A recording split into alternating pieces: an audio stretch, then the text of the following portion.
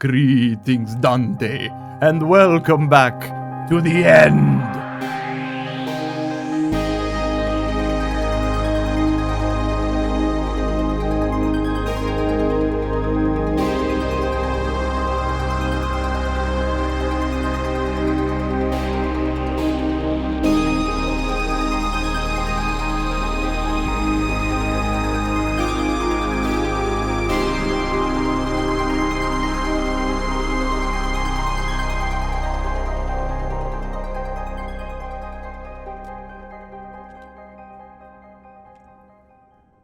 That skull has a butthole. That's right, everybody, you heard me right. It is the end of all things. This is going to be the final episode of Stationeers Vulcan, and it has been an absolute treasure, this series, an absolute joy. Now, many of you will claim that we are not done with this base yet, and you are correct, but unfortunately, time and life has moved on, and we need to do so as well. I'm sure many of you had seen the writing on the wall for this one, already on the way, already coming. I'm sure all of you were fully aware that the writing on the wall said, "Lol nerd." That's what it's been all about the whole time. Now, there are a couple of things I want to do to wrap this series up in the best way I can think of, and that's to show off two things. The first, of course, is our pool room. Now, I have done a little bit of background work. I've run a line like this. All that line does is bring oxygen to the pool room, and this line lets us purge it if we so choose. So, let's head down to said pool room and take a little look at what the plan is for today, because it is extra stupid. Fortunately, the greenhouse never manifested itself as something usable. Oh well, that's okay. We've learned a lot. And here is the pool room, just for those of you who are inexplicably joining us right at the end. This is what it looks like. Now, there are a few things we need to do to get this room ready to receive boarders. And the first thing, I believe, is actually to pop off this wall and replace the cabling. Yes, I've been saying for maybe 300 episodes now, yeah, we need to wire up this. We never did it. So there we go. We've done it now. Okay, so that can turn on. Ah, crud, I just used my jetpack in here. So that can turn on, which is great. What we're going to want to do is vacuum out that space now that I've just used my jetpack in there. Very smart, very demure, very mindful. And we can take a look at what we've done. So this room is so close to being ready to receive actual water. It was right on the edge. But the biggest problem we're going to have is lighting. And so, unfortunately, I don't think we ever really got the cooling down. I did actually plan out a little cooling platform outside, and I printed all the parts for it. That was 3 weeks ago, and I just never found the time or impetus to record it. So we're going to tackle that in a future playthrough, proper cooling loops. But let's just reflect on how much we've done in this one before we pull the proverbial plug on this pool. There is a pretty unfathomable amount of content that I have explored, which I've never even touched before this playthrough. I mean, before Brutal Vulcan, I had never built a Stirling engine. We have fully automated Stirling engines. Before the Brutal Vulcan playthrough, I had never ever programmed an IC-10 ship. And now we've got them all over the base, right? I'd never used turbo pumps. I had never ever used these stairwells. I had never used cooling loops. I'd never produced water. I had never successfully managed to automate my gas cycling. This is all brand new. And it is really, really exciting that we've been able to achieve it in this playthrough at all. Like, I've never done any of this stuff before. I mean, I've done gas mixing once on Europa, and it was a disaster. I've tried it again on Mimas, and it almost blew my base up. I've never done parallel power. I've never used the large transformers. I've never done half the things you've seen this base do. We've never really gotten into the trading. I've never used heat exchangers before this playthrough. I've never done the liquefaction. So, from a exclusively tutorial perspective, this playthrough has been incredible for my Stationeers knowledge, and we are going to take all that and spin it forward into a new one. And to get started on that, we are going to pop open this valve, and I think I'm going to push, maybe not 250. Let's take the pressure in there up to 40. Oh wait, hold on, we're just vacuuming it out. I just remembered we left the purge line on. Let's take that up to 45, and we're going to try and pressurize that space up as high as it'll reasonably go. And my rationale for doing so is that we kind of want to make sure that the water stays liquid. Because the water we have is kind of hot. It's at 40 C. So to keep water liquid at 40 Celsius, let's use Celsius, we need it, we're about 45. I think it'll cool down to about 30 when it mixes with the oxygen. So we need 17 kilopascals of oxygen, which is totally achievable. But the higher we go, the warmer the water can get before it evaporates. Okay, we did turn that off. Very nice. So we could have left that running. Drat. And I suppose we can also, if this is off, yes, we can also open that valve and let the water drain into that pipe segment. Okay, let's go back, turn on the pumps, and then we'll wait for that room to pressurize. And go. All right, 45 kilopascals. While it does that, we can start talking about the other thing that we're going to do today, which we'll have to do once the sun comes up. And it is so unfathomably stupid, it's just too dumb not to work. We are going to try out some alternative mining techniques, specifically one that I saw done in a YouTube short, which I absolutely have to recreate. It involves the portables connector, a pressure regulator, or actually in this case, you know what, let's just use a volume pump for extra speed and ridiculousness. And maybe no, we'll use two. We'll double pump it. Why not? And it involves the portable tanks. If you know what I'm getting up to here, if you know what I'm gunning for, let me know down in the comments before you see it. But for those of you who are not aware, you are in for quite a surprise. This one's definitely going to be coming forward with me, I think, into the next series. All right, we're already at 18 kilopascals, which is pretty good. In fact, that's actually enough to keep our water liquid. So why don't we start pumping it? Oh, wait, hold on. There is another piece of water. There's another bunch of water that we haven't touched yet. And I actually don't know how much is in that pipe. I don't know if we're going to have enough to actually fill the pool. I doubt it. I sincerely doubt it. What are we at for water right now? We currently have 50 liters. That's not a lot. We have 50 liters of water. Okay. And I think we had a little bit more in here from fire extinguishers that I'd purchased. I'm pretty sure. Let's take a look. Yes, we have 12, 24, 36 liters of additional water we can use. Did this spoil? Out of interest. Let's pop that open. Yeah, they did. Damn it. I was going to say we could try and hatch some chickens down in the pool room, but I don't think that's going to happen. Okay, we still have 50 liters of liquid in this pipe, which is to be expected. We're at 31 kilopascals of pressure, which is super cool. I guess now or never, let's let the floodgates flow. Okay, and there it is. Yes, dude. Yes, liquid water on the surface of Vulcan. Oh, it's spreading. Oh, yes. Okay, 50 liters. Realistically, it's probably not going to fill this space. Let's be honest with ourselves. But there is we can definitely have the splash pool on Vulcan. Look at me. Yay. Oh, and we can actually, hold on, because the space is so oxygenated, can't we ditch all of our equipment? I think we can, right? I should be able to do this, and this. And we could actually go, oh wow, look how he's holding those canisters. We can quote unquote swim in the in the pool on Vulcan. Oh, that is amazing. Look at that. Oh yes.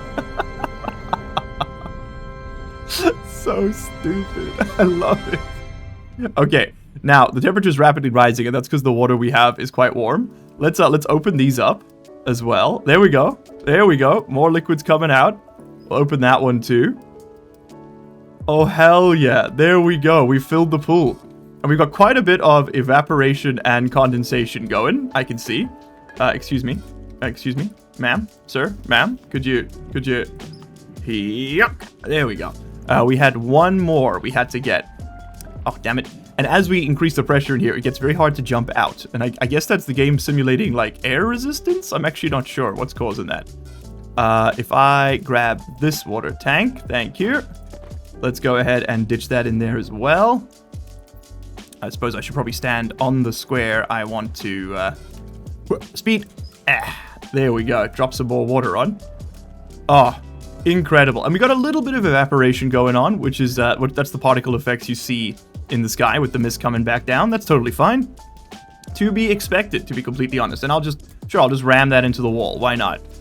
But yes, we could now officially take a dive. We could swim on Vulcan. Kind of. If we could leopard crawl, we could swim on Vulcan. Oh, that is validating. Oh, that has been... It's sort of like a hot tub. It's at 34°C. That's not quite shower temperature, but pretty warm. And it's only going to get warmer with the rays coming off the floor there. But you tell me, you look me in the eyes and you tell me this wasn't all worth it. Oh, I'm so glad we came back for the finale. This is what it was all about right there. Oh, I love that you can see the lava particle effects like clipping through the glass. And oh, it's just perfect, man. It's just perfect. Okay, so our 50 liters of water got us about that far. And of course, it is going to condense on these plates on the side. But I think they've modeled gravity for water, so it should trickle down. I don't know if it has to hit like a certain volume threshold before it'll do that. I guess there's a way. Maybe there's an attempt there to model surface tension. I'm not sure. I'm mostly making that one up for their benefit. Where'd the glasses go? There. Do need those. And then, finally, if we were to crack open this, take that out, chuck that away, and have a look. Okay, what have we got? So we've got 19 moles of water, 17 liters of liquid currently floating about. We've emptied out our pipe basically in its entirety. 615 liters of liquid. Huh? How does that work? Oh, there's definitely some creative accounting going on there. Have we discovered a water duplication glitch? We had 50 liters, right? Oh, that was in the pipe, but there was also a ton of water in the tanks as well. Oh, okay, so 600 liters barely fills this up. Now, thankfully, the metric system was designed by a sane person, so you can pretty easily work this out. 1 cubic meter of water weighs 1 ton and is 1,000 liters. So we would need 1, 2, 3, 4, 5, 6, 7, 8, 9, 10, 11, 12, 13, 14, 15,000 liters of water in order to fully saturate or fully fill up this swimming pool, like up to the brim. 15,000 liters. We made 600 in, what was that, like 100 hours of gameplay? Maybe 90 hours of gameplay? So yeah, the comments who continuously pointed out that if we want to fill the pool, we're going to need to quintuple our scale, were not wrong. And that is also a big part of why I have decided to put a pin in this series, because the base has too many other problems. I'm not spending enough time actually working the problem, which was to build a swimming pool on Vulcan. But we have, you know, somewhat got a swimming pool on Vulcan. I will take it. We have a kiddie pool on Vulcan. I mean, we could just about fill up 1 square with all 600 of those liters, which is really cool. Really, really cool. All right, anyway, now we need to do the second part of this finale, which is the fireworks, baby. And again, if you know what I'm about to do, you've got a grin on your face. And if you don't, oh, you're about to have one. Okay, it is nighttime, which makes me want to wait a second. But we can go get set up so long. So this system is going to make use of our day gas line. It doesn't have to, it could be oxygen, it could be anything. I'm just using this gas because we've got a lot of it. And it's nice and hot, which makes this much faster. Okay, actually, I need more space than that. Let's put you, like, there. Yeah. Yeah, that'll work. Then I'm going to need, probably just 1 volume pump is enough. But, you know, when was anything funny ever done with 1? We're going to need a tank, like so. We're going to need to wrench that down, like so. We're going to need a connection for all of this. And then we got to wire it up. Okay, then we're going to want to set this up to 10. So max that out.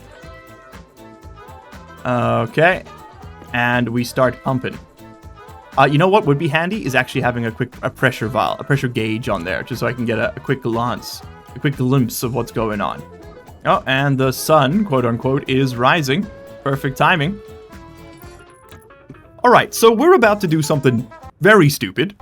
This is going to be some experimental mining. If you've never seen this done in Stationeers, take notes, because I'm either about to blow up horrendously, or this is going to be very funny. Or both. Okay, so step 1 is to fill this portable tank with as much gas as we can reasonably ram into it. We want like 20 megapascals plus of pressure. In fact, the more, the better. Okay, 90%. And here's where we have to start getting real careful, real clever. Alright, we're officially at almost max capacity. These tanks have a pressure rating of 20 megapascals. We're at 19.3. And we've officially reached bomb territory. Okay, so now we need to be very, very quick with what we do here. Grab a wrench. Pick this bad boy up. You'll see the damage is at 8% and climbing. And we need to go and deposit this in its ideal final resting place. And actually, you know what? Hold on. We're gonna risk it for the biscuit a little bit here.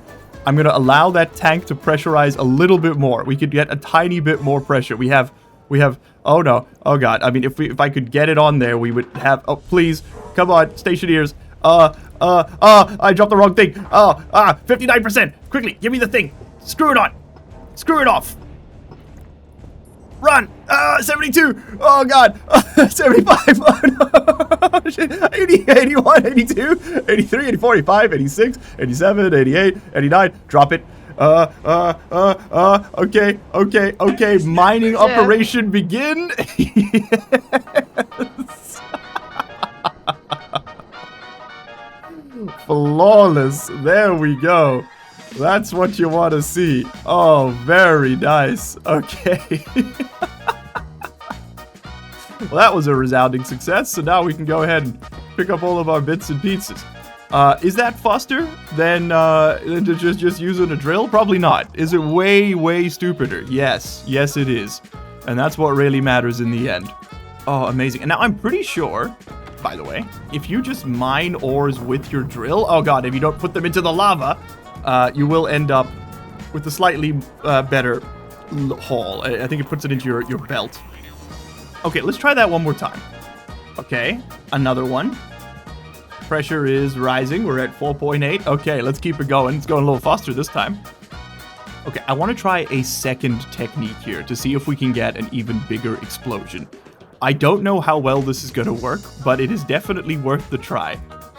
Okay, so just before we get to explosion territory, I'm going to pop this off, and I'm going to let the pressure in this pipe build up to like something truly ridiculous, right? We want 150 megapascals of pressure. And what we're going to do is we're going to quickly attach this back on and see what happens if we just let this thing cook off around the base.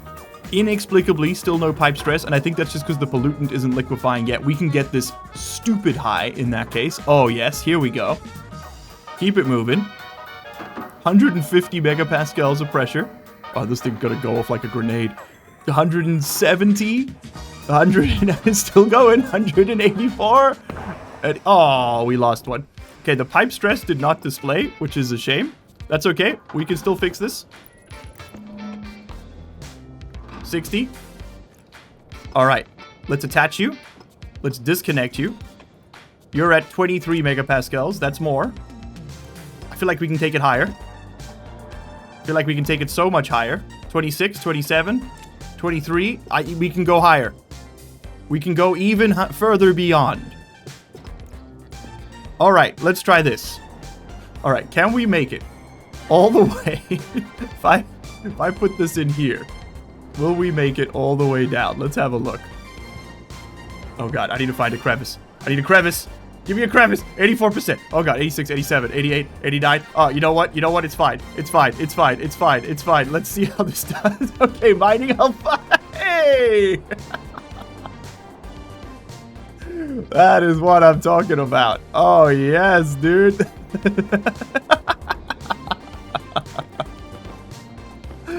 Perfect. Oh, perfect. Oh, it's so perfect. All right, well, thank you everyone for hanging out today. That has been an absolute blast, but to record.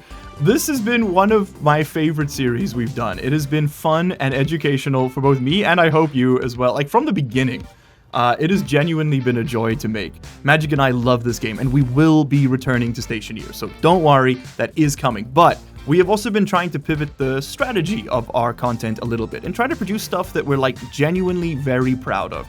If you haven't yet, please go check out our Workers and Resources video that just released. It's been well received, more than 100,000 views in its first month, and just genuine love in the comment section. It has been so nice to see how well everyone is taking it. We've also got a new series planned in Kerbal Space Program, which is kind of a hybrid of this sort of unnarrated, random gameplay, plus a bit of scripted, overarching sort of narration to kind of tie it all together narratively. It's a really interesting combination that we haven't really dabbled in before, and so we'd be really interested to see what you think of it. So that'll be Kerbal Space Program, that's coming out soon. And of course, we have more Stationeers content planned and prepared. We just need to do it, right? And I'd like to ask you first what you'd like to see. So There are 3 series currently potentially in the pipeline. We have a tutorial series for absolute beginners, which would be like 2 to 5 minute videos, super short, super straightforward, explaining one mechanic at a time, or 1 or 2 related mechanics at a time. The idea being that if you Google, hey, how do I build a solar panel in Stationeers, the video comes up and it's 2 minutes long, not 45, right? Because that is unfortunately something that does plague this sphere of content on YouTube, is the videos are not particularly condensed, and I would like to address that as best I can. Second, we could do another freeform playthrough like this one. I really want to return to Europa, which is where we initially launched the rockets from, and do another pass at that. See if we can launch rockets again, given everything we've learned about gas manipulation and liquefaction and cooling, plumbing and all the Stirling engines and the gas fuel generator. I think all of that could be really cool to play with on Europa. So that would be really fun to explore. And then third, finally, we could attempt another, like similar to our workers and resources and the new KSP or the RimWorld videos, if you've ever seen those, we could attempt a story in Stationeers, a scripted video, like surviving 100 days in Stationeers kind of thing, and build more of a narrative element to it. I don't know if that will work for the game, for the simple reason that I think the entertainment comes from watching people solve the problems, and you definitely lose that in those videos just because those nitty-gritty moment-to-moment decisions need to be glazed over for the sake of brevity. So there is a potential for that piece, and I'm really interested to see what it would be. I just don't know if you're interested to watch it. So let me know down in the comments what your ideal first pick would be, and that's probably what we'll start working on next. No timeline yet, but you know how it is. 3 jobs, no life. That's that's the dream, baby. At least it's not 4 anymore.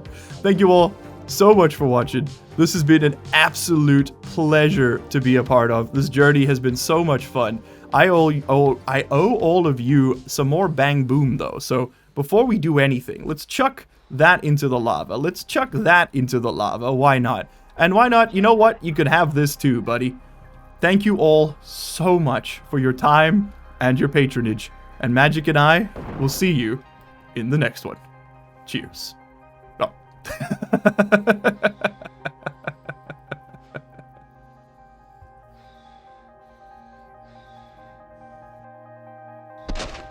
Temperature critical. Toxin critical. Oxygen critical. Health critical.